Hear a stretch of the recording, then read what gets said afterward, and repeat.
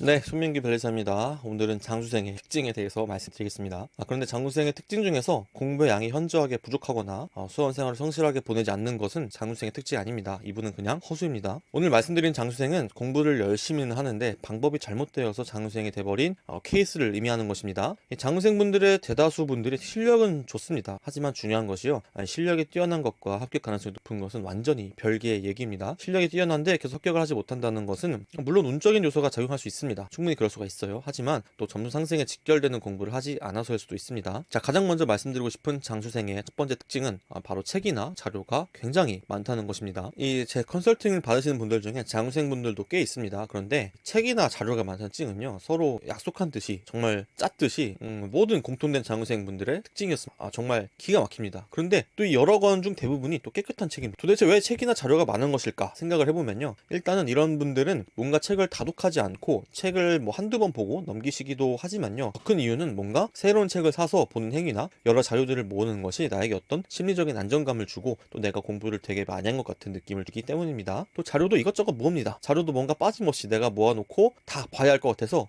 그렇지 않으면은 불안하기 때문에 이곳저곳에서 자료들을 다 끄집어서 수집을 합니다. 그런데 저번 영상에서도 말씀드렸지만 이 공부라는 것은요, 내가 모르는 것과 아는 것을 구분하는 작업을 꾸준하게 해야 한다고 말씀드렸는데, 책이나 자료가 늘어나면 늘어날수록 내가 이 부족한 부분을 파악하는 작업을 계속 또 하게 되는 겁니다. 새로운 책을 공부하는 것은 내가 부족한 부분을 파악하기 위해서 또다시 똑같은 작업을 반복하는 것 뿐입니다. 어떻게 보면 시간 낭비라고 볼 수 있죠. 차라리 새롭게 추가되어야 되는 내용이 있으면요, 책을 사지 마시고 단권화를 하세요. 내가 기존에 봤던 책들에다가 내용을 추가하는 정도로 단권화를 하시고 그 책만, 그 한 권만 주구장창 시험 초점까지 보셔야 하는 것이지, 새로운 책을 늘리는 것은 거짓 내 점수 상승에 도움이 되지 않습니다. 그러니까 즉 내가 소화할 수 있는 양만 보셔야 되는 겁니다. 그런데 많은 분들이 이 소화도 되지 않는 상태에서 여러 권의 책을 구입을 하시는데요, 내가 정말 이 책을 다 소화했다라는 기준은요, 제 개인적인 생각으로는요, 최소한 기본서는 한 15회독 정도, 그리고 기출이나 객관식은 7번에서 10번 정도는 회독을 해야 소화가 되지 않을까 싶습니다. 이 기준은요, 합격하기 위한 기준이 아닙니다.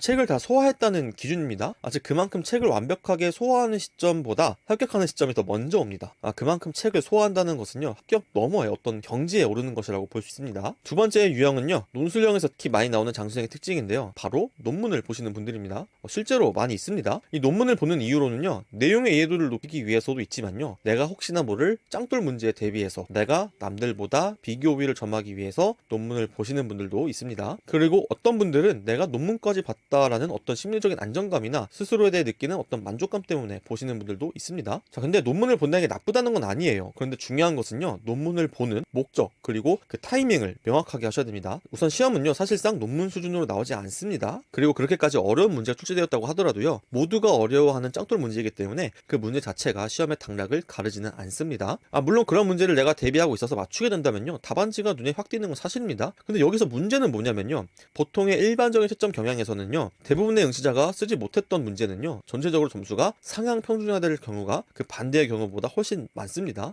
그러니까 예를 들면 10점짜리 배점인데 대부분의 분들이 이걸 2점 정도만 쓴 거예요. 그러면은 채점자들이 채점을 하면서 이 정도의 시험을 준비하는 사람들이 이거는 출제에 좀 문제가 있을 수도 있겠다라고 생각을 하시면서요, 점수를 후하게 주는 경향이 높습니다. 그래서 실제로는 2점 정도만 썼다고 하더라도요, 실제로 2점을 주는 게 아니고 보통은 이것보다 더 높은 점수를 준다는 거죠. 이 점수를 보정한다는 것인데, 이 보정하는 이유 중에 또 하나가 꽈락의 비중이 너무 높으면 안 됩니다. 그렇기 때문에 내가 눈에 확 띄는 답안지를 썼다고 해서 내가 남들보다 엄청나게 비교 우위를 점하는 것은 아닙니다. 그리고 진짜 문제는요, 그 어려운 문제, 짱돌 문제를 대비하기 위해서 다른 내용들을 일단 제껴두고 내가 투자하는 측면도 있었기 때문에 저는 차라리 그 시간에 더 기본을 쌓는 것이 낫다고 생각을 합니다. 그렇기 때문에 짱돌 문제를 대비하기 위해서 논문을 보는 것은 좀 비효율적이라고 생각을 하고요. 또한 이해도를 높이기 위해서 논문을 보시는 경우도 있습니다. 근데 이 경우 중요한 것은 논문을 보는 타이밍입니다. 이 타이밍은요, 내가 어느 정도 이 과목을 정말 많이 반복해서 봤고 또 내가 특정 부분에 있어서 정말 이해가 안 되고 내가 정말 어려워하는 부분이다, 그래서 내가 이거를 내 걸로 만들어야겠다라는 시점에서 논문을 봐야 됩니다. 그러니까 내가 정말 한 7회독, 10회독 정도 했는데 모르는 부분이 있을 수 있겠죠. 그럼 이 부분은 내가 정말 모르는 부분이기 때문에 이 부분을 잡아야 내가 성적이 오릅니다. 그래서 그 부분을 잡기 위한 어떤 수단으로서 논문을 참고해서 볼 수 있겠죠. 그런 목적이라면, 그리고 그런 타이밍에 논문을 보는 것은 저는 나쁘다고 생각하지 않습니다. 이 논술형 시험은요, 간단합니다. 논술형의 본질 중에 하나는요, 시험에서 내가 받을 점수는 확실하게 받고 남들보다 조금 더 쓰는 정도면은 합격에 지장이 없습니다. 남들보다 엄청나게 유리하고 대단한 답안지를 써야만 나만 합격하는 것이 아니라 받을 점수 확실하게 받고 남들 다 쓰는 거니까 내가 다 쓰고 그리고 내가 남들보다 조금 더 좀 차별화돼서 썬다. 그러니까 철저하게 기본에 충실하면서 외워야 되는 것은 내가 확실하게 외워주고 거기에다가 목차 쓰는 연습, 즉 논점 누락이나 논점 이탈을 줄여나가는 답안, 그리고 목차로서 논리가 어느 정도 잘 짜여진 답안지를 써서 낸다면요 충분히 합격에 감이 없습니다. 그렇기 때문에 논문을 통해서 남들보다 비교 우위를 점한다, 짱돌 문제를 대비한다라는 것은요 투자 대비 효용이 좀 떨어진다고 생각을 합니다. 그래서 이 점 참고하시면 좋을 것 같아요. 자, 장수생의 세 번째 유형은요 눈으로만 보는 공부를 하시는 분들입니다. 이 눈으로 보는 공부는요 그렇게 뇌를 쓰는 공부가 아닙니다. 그렇게 힘들지가 않은 공부입니다. 그냥 눈으로 보는 걸 공부라고 생각하시는 분들이 많은데 이 눈으로 보는 공부는요 사실상 시험 입문 단계,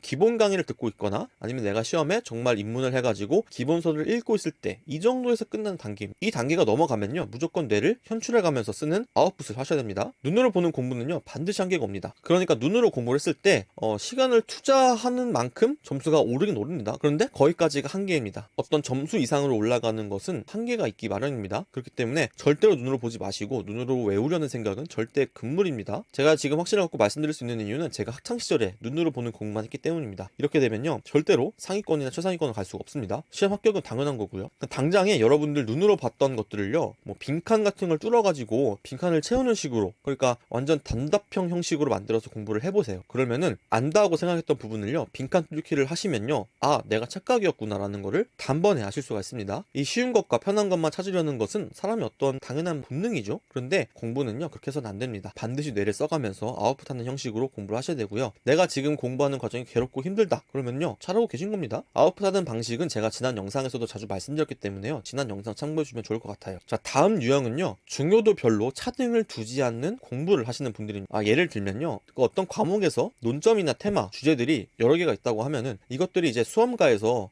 A급, B급, C급, D급 이런 식으로 분류가 되잖아요. 그러니까 즉 중요도별로 구분이 되는 건데 이것들을 같은 비중으로 공부를 하시면요 조금 더 장수생에 꺼지게 되는 것입니다. 이것들을 같은 비중으로 공부를 하시면 안 됩니다. A급을 공부하시는 것이요 가장 성적이 잘 나올 가능성이 높습니다. 그래서 A급을 내 것으로 먼저 만드시고요. 그 다음에 B급을 내 것으로 만들고 그 다음에 C급, D급 이런 식으로 점차적으로 확장하는 공부를 하셔야지 이것들을 같은 비중으로 같은 빈도수로 보시면요 점 상승에 직결되기에는 조금 부족하다고 볼 수가 있습니다. 그래서 중요도별로, 빈도별로 차등을 두어서 공부하시는 걸 추천드리고요. 더 심각한 문제는요 A급, B급을 제껴두고 올해는 뭔가 C급이 나올 것 같다, 올해는 급이 나올 때가 됐다, 이번에는 짱돌 문제로 이게 나올 것 같다, 이런 식으로 뇌피셜로 이것만 파는 것이 정말 최악입니다. A급과 B급을 제껴두고 올해는 C급과 D급이 나올 때가 됐다면서 기본을 버리는 것은요 합격을 운에 바라는 것과 진배 없습니다. 그래서 항상 A급과 B급을 우선적으로 공부를 하시고 그 다음에 C급, 그리고 C급도 내 것으로 됐다면은 D급도 공부를 하시되, 우리의 뇌는요 한계가 있기 때문에 C급과 D급을 공부하고 있는 순간에도 A급과 B급이 점점 내 머릿속에서 빠져나가고 휘발되고 있는 중입니다. 그렇기 때문에 A급과 B급도 주기적으로 계속해서 반복적으로 봐준다, 이렇게 보시면 될 것 같습니다. 그래서 오늘은 장수생 유형 중에 가장 흔하게 많이 볼 수 있는 유형에 대해서 말씀드렸는데요. 오늘 영상에서 말씀드린 내용들을 참고하시고 고려해 가면서 공부 진행하시면 좋을 것 같습니다. 계속해서 공부에 관련된 좋은 영상들을 제작해서 업로드할 예정이니까요. 오늘 영상 도움이 되셨다면 구독과 좋아요 부탁드리겠습니다. 네, 이상 손민규 변호사였습니다. 감사합니다.